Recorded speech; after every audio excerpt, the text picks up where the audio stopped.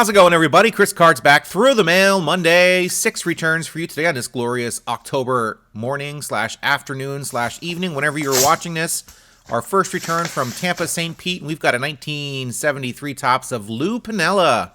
Lou Piniella there in his Royals uniform. 73 was his final year with the Royals before going on his run with the Yankees. Spent 11 years with the Yankees during his 18-year playing career, including, of course, the World Series championships in 77 and 78. Also sent him my 1988 Topps card that I got from my beach break, and my 90 Topps update manager card, which I told you I went through a Topps update a few months ago and pulled out all the cards and sent them off to those that signed. Of course, Lou had a period of time last year when he wasn't signing and started signing again. $5 a card. Great deal for this guy. 3-time World Series champion. Of course, 1990, he did lead the Reds to a World Series championship, as well as those 2 years with the Yankees.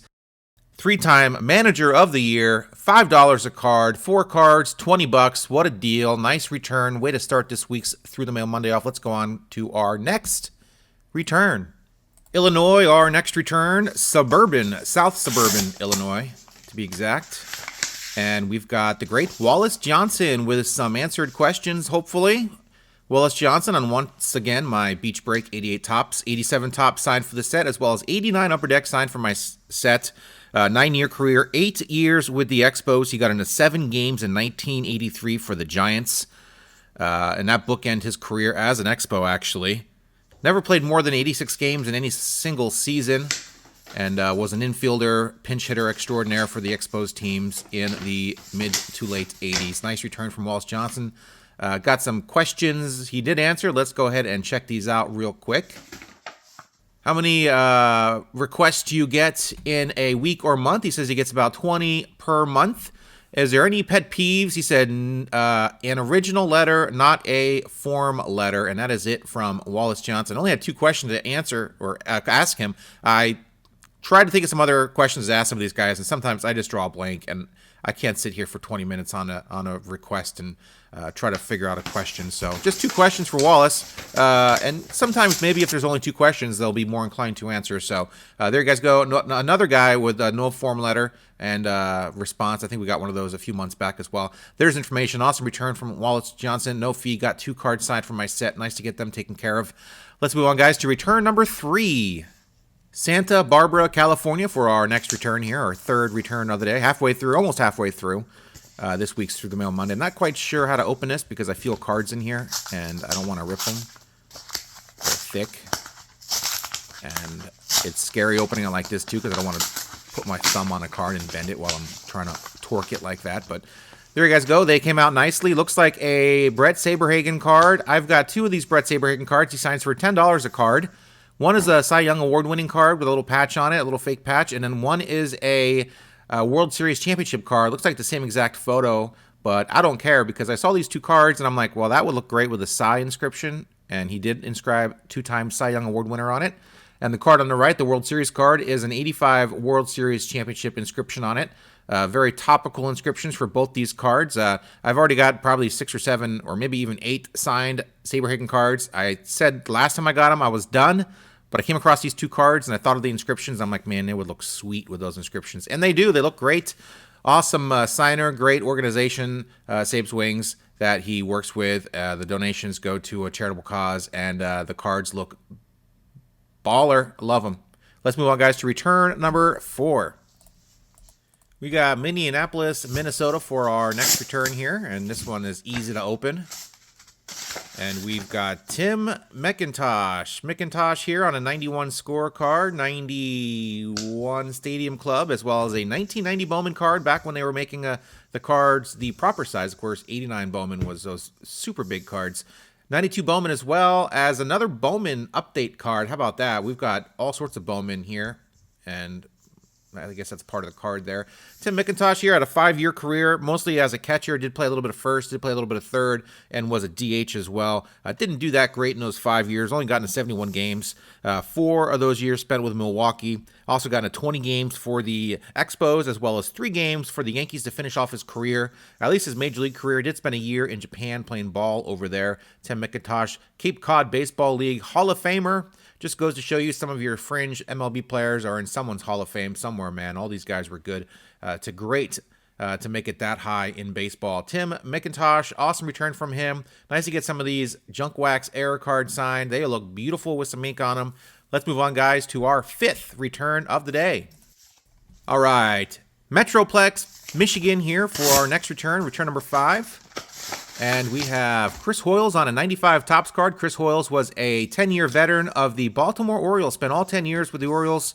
A very good defender, very good offensively before injuries sort of took their toll on him, as they are off to do if you are a catcher.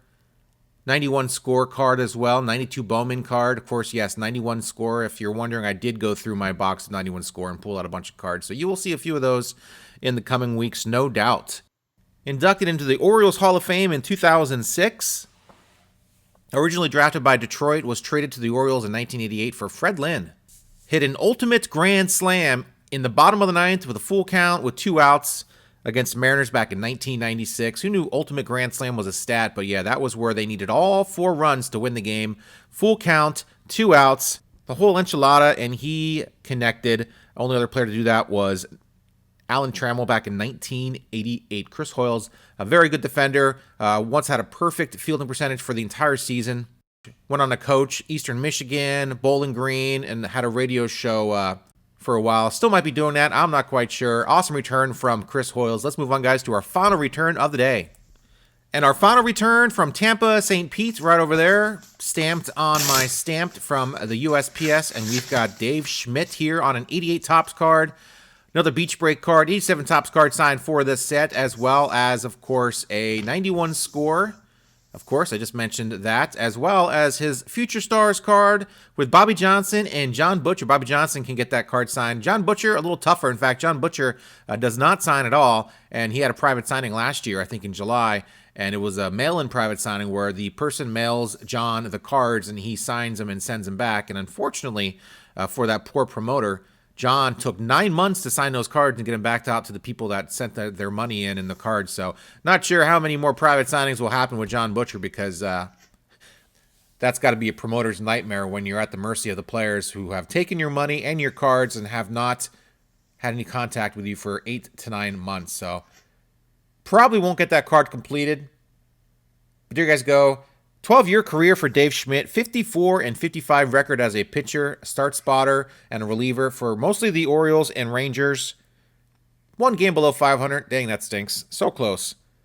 Was the pitching coordinator in the minor leagues for the Orioles between 1998 and 2024 when his contract was not renewed. Of course, the Orioles got bounced from the playoffs here in the wild card series.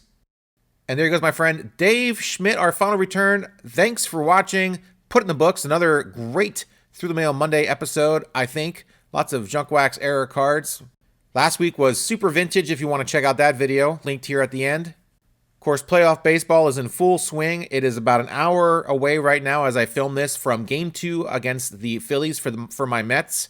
They've had a pretty crazy week. They were able to beat the Phillies during a Zach Wheeler start for the second time in a couple of weeks. The Phillies offense dried up after that first batter and let the Mets hang around until they got Zach out of the game and then went to town on the relief staff. Let's hope they can get greedy and take game number 2 as well. Otherwise, a split going into Citi Field is not bad. As a Met fan, I feel like I'm playing with house money. Yankees and Royals game yesterday was crazy. Pretty much the exact opposite of the Phillies-Braves. Pretty much the exact opposite of the Phillies-Mets game.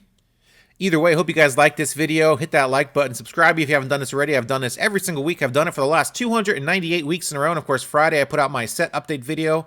This last set update was 1974 Topps. My next set update will probably be 84 Topps. I'm going to skip 80 on Upper Deck simply because I am running out of cards. So I'm going to skip 80 on Upper Deck this week and go straight to 84 Topps, 87 Topps, 74 Topps, and then back to 80 on Upper Deck. Those are the sets I chase after. Try to get every card signed. So if you see a lot of those cards signed and sent back here on this video, you will see me put them in the binder on the Friday videos. I think it's a pretty cool set update. I keep track of all the costs and everything, and it's a little bit crazy as far as that's concerned, but I do it anyway. And that's it, my friends. Thanks for watching. Appreciate each and every one of you. Enjoy the week. See ya.